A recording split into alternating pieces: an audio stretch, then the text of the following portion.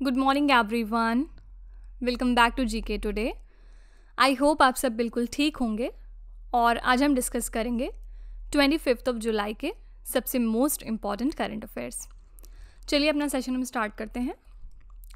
After late prime minister Indira Gandhi, who is the first Indian prime minister to visit the country UAE.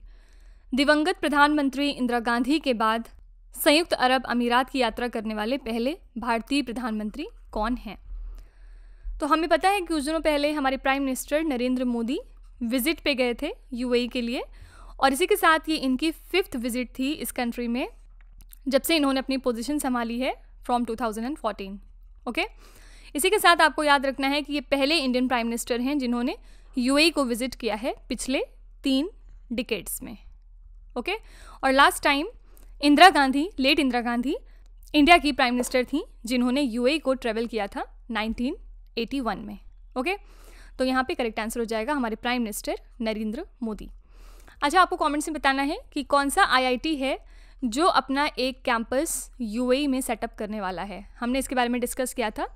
और इसके अलावा IIT Madras जो है वो अपना कैंपस पहली बार आउटसाइड इंडिया इस्टेब्लिश करने वाला है। कहाँ पे, कौन सी कंट्री में? तंजानिया में। ठीक है, तो यहाँ पे आपको बताना है कि कौन सा आईआईटी है जो यूएई में अपना कैंपस सेटअप करेगा। विच institution release the national multi dimensional poverty index. किस संस्था ने राष्ट्रीय बहुआयामी गरीबी सूचकांक को जारी किया है?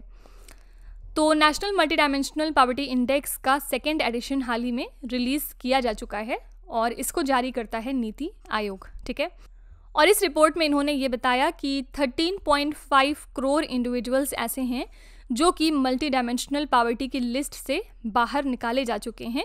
और ये जो इंडेक्स है ये डिफरेंट डायमेंशंस के ऊपर मेज़र किया जाता है, लाइक हेल्थ केयर, एजुकेशन कैसा है, फिर वहाँ के रहने वालों का लिविंग स्टैंडर्ड कैसा है, ये सारी चीज़ें। ठीक है, तो इसमें इन्होंने ये भी बताया फर्दर कि उत्तर प्रदेश, बिहार और मध्य प्रदेश, ये 3 स्टेट ऐसे हैं जहाँ पर सबसे ज़्यादा पॉवर्टी में रिडक्शन देखा गया इस टाइम पीरियड में। ठीक है, तो आपको याद रखना है कि ये दूसरा एडिशन था national multi dimensional poverty index का।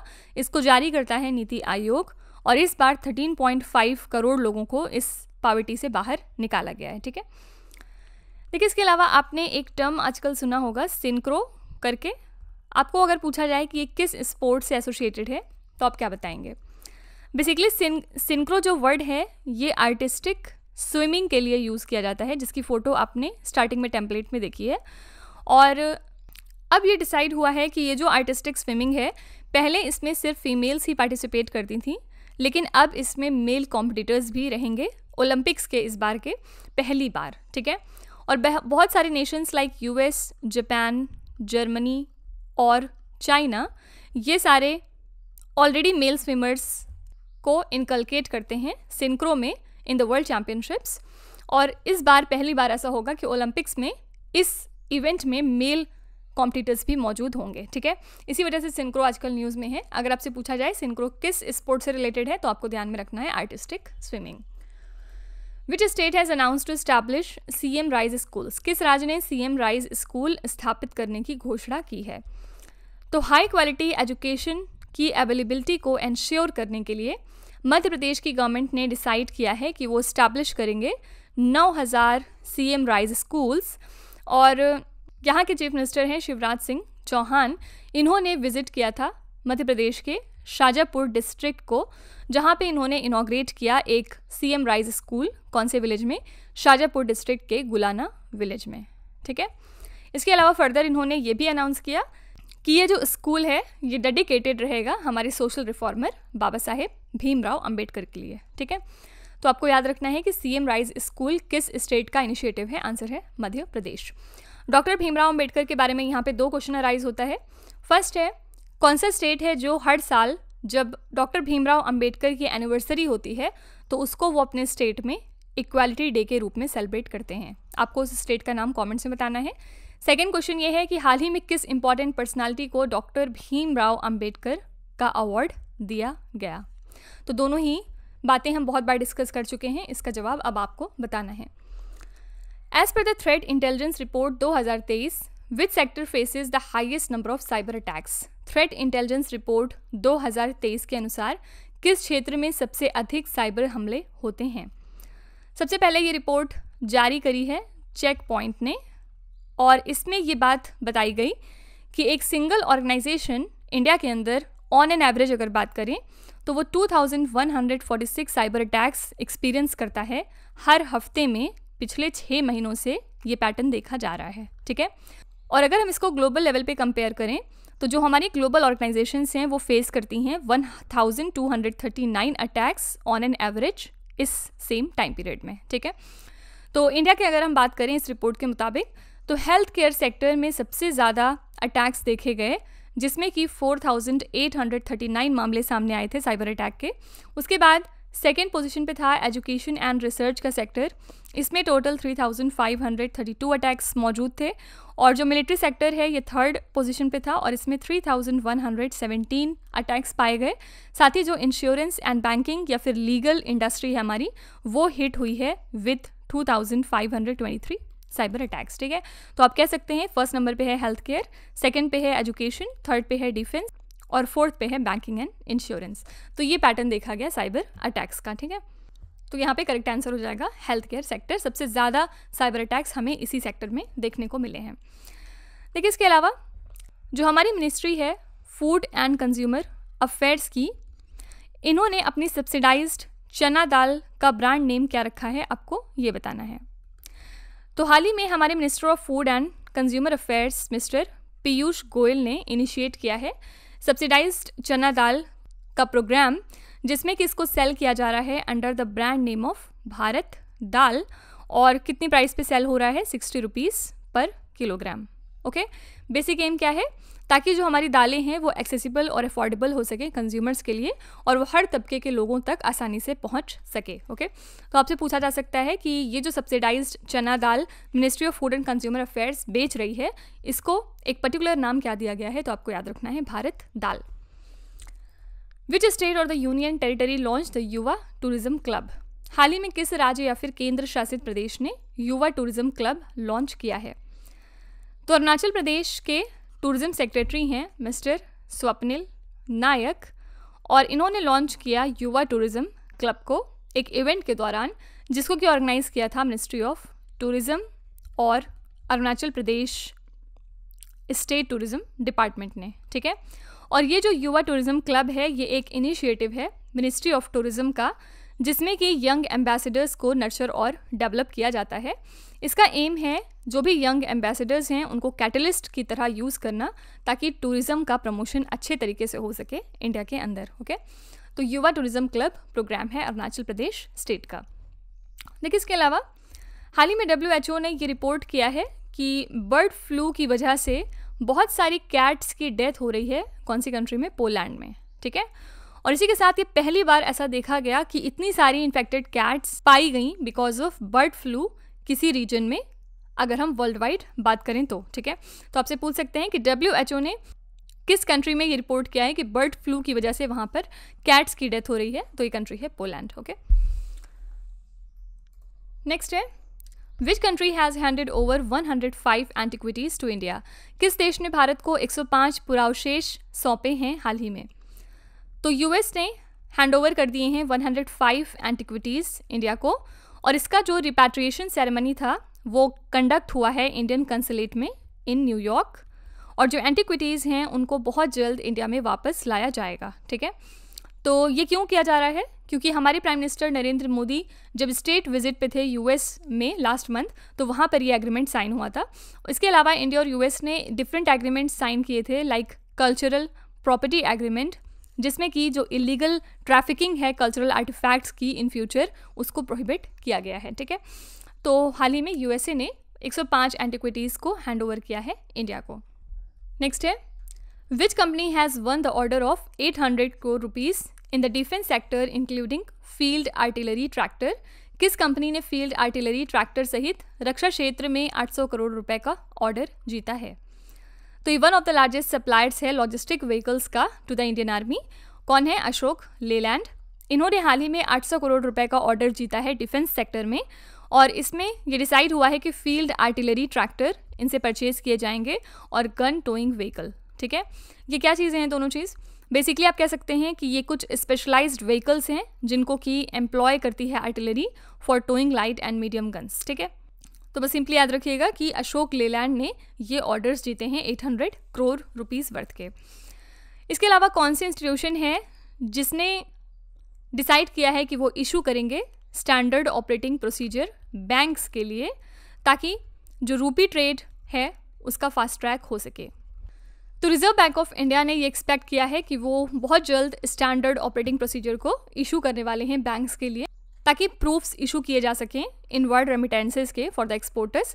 इसका एम है रूपी ट्रेडिंग मैकेनिज्म में जो प्रॉब्लम्स फेस करते हैं एक्सपोर्टर्स वो ना होने पाए ड्यूरिंग फॉरेन ट्रेड, ठीक है।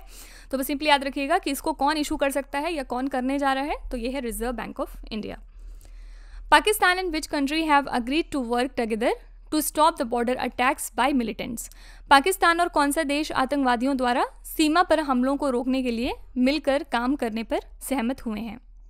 तो पाकिस्तान और ईरान ने ये डिसाइड किया है कि वो एक साथ मिलकर कोऑपरेट करेंगे अपनी इंटेलिजेंस शेयरिंग फील्ड में, और वो कुछ एक्शंस लेंगे, कुछ सीवियर एक्शंस लेंगे, ताकि जो अटैक्स होते हैं बाय सेपरेटिस्ट मिलिटेंट्स वो प्रिवेंट किए जा सकें उनके बॉर्डर्स पे, ठीक है।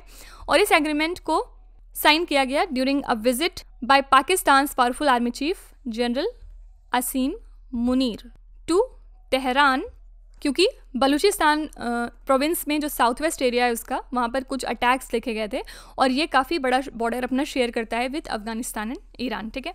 तो आपको याद रखना है कि पाकिस्तान और ईरान ने डिसाइड किया है कि वो एक साथ मिलके जो बॉर्डर अटैक्स हैं उनको रोकेंगे बाय मिलिटेंट्स। अच्छा, इसके अलावा कौन सी कंट्री है जिसने यूनाइटेड नेशंस की ब्रोकर्ड डील से बैकआउट कर लिया है, जिसमें डिसाइड हुआ था कि यूक्रेन अपने ग्रेन को एक्सपोर्ट करेगा वाया ब्लैक सी।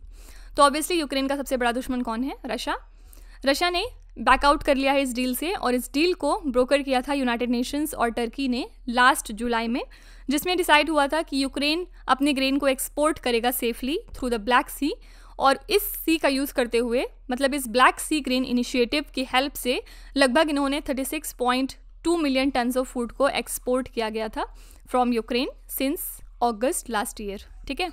तो ये कंट्री है रशिया। नेक्स्ट क्वेश्चन है, which Gulf city has recorded a rise 23% rise in the visitor arrivals from India. किस खाड़ी शहर में भारत से पर्यटकों के आगमन में 23% की वृद्धि दर्ज की गई है? तो दुबई की department of economy and tourism ने बताया कि इन्होंने रिकॉर्ड किया है 23% of increment in the visitor arrivals from India, जो कि इंडिया से गए थे विजिट करने, फ्रॉम जनवरी टू मई, अगर हम कंपेयर करें इस डेटा को 2019 से, तो ठीक है।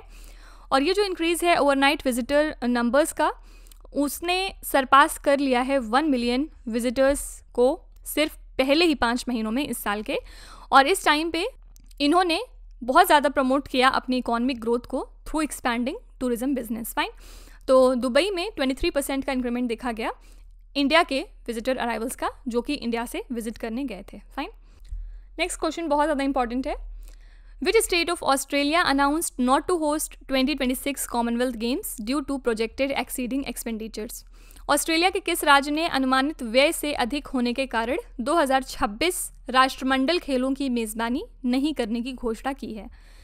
तो ऑस्ट्रेलिया के स्टेट ऑफ विक्टोरिया ने डिसाइड किया है कि वो 2026 का कॉमनवेल्थ गेम्स अब नहीं होस्ट कर सकेंगे because of increasing expenditures. State ने ये एक्सपेक्ट किया है कि ऐसा करने पे उन्हें लगभग $4.8 बिलियन का खर्चा उठाना होगा, जो वो फिलहाल अफोर्ड नहीं कर सकते, ठीक है। तो यही रीज़न है कि विक्टोरिया ने डिसाइड किया है कि अब वो 2026 का कॉमनवेल्थ गेम्स होस्ट नहीं करेंगे। नेक्स्ट है, Prithviraj Tondaiman who was seen in the news recently plays which sport. खबरों में नजर आए पृथ्वीराज तोंडईमन कौन सा खेल खेलते हैं? तो ये शूटिंग से एसोसिएटेड हैं, इंडिया को बिलोंग करते हैं, और हाल ही में इन्होंने ब्रोंज मेडल जीता है in the men's trap event. कहाँ पे? At the ISSF shotgun World Cup Lonato 2023, जिसके लिए वेन्यू था इटली, ठीक है। और इसी के साथ ये इंडिया का इकलौता मेडल है एट दिस लोनाटो शूटिंग मीट। और अगर हम पृथ्वीराज की बात करें तो ये इनका second individual ISSF world cup medal है, क्योंकि पहला इन्होंने जीता था दोहा में, जब ये मार्च में हुआ था, और दोहा में इन्होंने कौन सा मेडल जीता था? तो ऑब्वियसली ब्रोंज मेडल, ये ठीक है। तो ये वर्ल्ड कप क्यों इंपॉर्टेंट था? क्योंकि ये जो इटली में वर्ल्ड कप हुआ है ये एक तरह से क्वालिफाइंग इवेंट था फॉर द पेरिस 2024 के ओलंपिक्स। ठीक है, तो यहाँ पे आंसर हो जाएगा शूटिंग, ये शूटिंग से एसोसिएटेड हैं। नेक्स्ट है, which city hosted the India's historical journey with Africa marching ahead together exhibition? किस शहर ने अफ्रीका के साथ भारत की ऐतिहासिक यात्रा एक साथ आगे बढ़ना प्रदर्शनी की मेज़बानी करी है? तो ये जो एग्जीबिशन था ये इनॉग्रेट किया गया नेशनल म्यूजियम में नई दिल्ली के, और ये एक कोलैबोरेटिव एफर्ट था between the national museum, South African high commission and the Vivekananda international foundation, और इसको ऑर्गेनाइज किया गया to commemorate the birth anniversary of Nelson Mandela. Fine, तो बस याद रखिएगा ये India's historical journey with Africa का जो एग्जीबिशन था इसके लिए होस्ट सिटी रखी गई नई दिल्ली को। इसके अलावा कौन सी इंस्टीट्यूशन है जो अनवील कर चुकी है techno commercial readiness and market maturity matrix framework को? इसको हाल ही में अनवील किया है नीति आयोग ने। एम क्या है? इनोवेशन को बूस्ट करना और एंटरप्रेन्योरशिप को प्रमोट करना इंडिया के अंदर। ये आप कह सकते हैं कि एक तरह का इनोवेटिव इवैल्यूएशन टूल है जिसको कि डेवलप किया गया to transform technology assessment, innovation को प्रमोट करने के लिए और जो एंटरप्रेन्योरशिप है उसको इग्नाइट करने के लिए। ठीक है, तो बस सिंपली आपसे अगर पूछा जाए कि कौन सी इंस्टीट्यूशन है जिसने अनवील किया है हाल ही में techno commercial readiness and market maturity matrix framework को, तो आंसर हो जाएगा नीति आयोग। लास्ट क्वेश्चन है, which country hosted the 19th session of the commission on genetic resources for food and agriculture? खाद्य और कृषि के लिए आनुवंशिक संसाधन आयोग के 19वें सत्र की मेज़बानी किस देश ने करी है? तो डिफरेंट कंट्रीज़ के रिप्रेजेंटेटिव्स इकट्ठा हुए रोम इटली में for the 19th session of commission on genetic resources for food and agriculture. यहाँ पर अटेंडीज़ और ऑब्जर्वर्स ने 3 मेन टॉपिक्स पे डिस्कशन किए थे। इसमें फर्स्ट था कि ऐसे एफर्ट्स को रिव्यू करना जो कि रिलेटेड हैं biodiversity, nutrition and human health से। सेकेंड था एक्सेस और बेनिफिट शेयरिंग को एक्सप्लोर करना फॉर फूड एंड एग्रीकल्चर, और थर्ड इनका टॉपिक था ऐसे इश्यूज़ को एड्रेस करना जो कि डिजिटल सीक्वेंस इंफॉर्मेशन से रिलेटेड हैं for food and agriculture. Fine, तो ये टॉपिक्स आपसे नहीं पूछे जाएंगे, समझाने के लिए है। बस याद रखिएगा कि जो 19th सेशन था commission on genetic resources for food and agriculture का, उसको होस्ट किया है इटली ने। देखिए, इसके अलावा हाल ही में G20 की जो इंडिपेंडेंट एक्सपर्ट ग्रुप है on strengthening multilateral development banks, हाल ही में इन्होंने प्रपोज किया है कि ये जो बैंक्स हैं इन्हें ट्रिपल मैंडेट को अडॉप्ट कर लेना चाहिए ताकि आप एक्सट्रीम पॉवर्टी को इरेडिकेट कर सकें, इंक्लूसिव ग्रोथ को प्रमोट कर सकें और ग्लोबल पब्लिक गुड्स को फिनेंस कर सकें। ठीक है, फर्दर इन्होंने ये भी सजेस्ट किया है कि एक ग्लोबल चैलेंजेस फंड स्टैब्लिश होना चाहिए जिससे कि आप ग्लोबल पब्लिक गुड्स के लिए फंडिंग कर सकें। फाइन, तो अगर आपसे पूछा जाए कि कौन से ब्लॉक का एक्सपर्ट ग्रुप है जिसने सजेस्ट किया है कि एक ग्लोबल चैलेंजेस फंड मैकेनिज्म हमें स्टैब्लिश करना चाहिए, तो आंसर हो जाएगा G20। तो ये हो गए हमारे आज के सभी इंपॉर्टेंट करंट अफेयर्स, और अब हम चलेंगे हमारी क्विज पर, जहाँ पर आपको स्क्रीन पे 5 क्वेश्चंस दिखाई दे रहे होंगे। ये क्वेश्चंस हम पीछे कहीं ना कहीं डिस्कस कर चुके हैं, और अब इन क्वेश्चंस को आपको ध्यान से पढ़ना है और इनका जवाब कमेंट्स में बताना है। तो वीडियो को यहाँ पे पॉज करिए, ध्यान से क्वेश्चंस को पढ़िए। इसमें से आपको जितने भी आते हैं आप उनका जवाब कमेंट्स में मेंशन कर सकते हैं, और जो आपको नहीं आते वो आप अपने दूसरे फ्रेंड्स के आंसर्स को देख के वहाँ से याद कर सकते हैं। So that's it for today. I hope you have like the session. आज का सेशन आपको कैसा लगा ज़रूर बताइएगा कमेंट्स में। साथ ही साथ आपका कोई भी रिव्यू है, फीडबैक है या फिर सजेशन है तो वो भी आप हमें बता सकते हैं। हमें जानकर खुशी होगी और हम पूरी कोशिश करेंगे उसको इम्प्लीमेंट करने की। तो कल फिर हम मिलेंगे सेम टाइम सेम जगह कल के करंट अफेयर्स के साथ। Till then stay tuned. Thank you so much for watching and please do not forget to subscribe to GK Today. With this, Meenuz Hatsana signing off.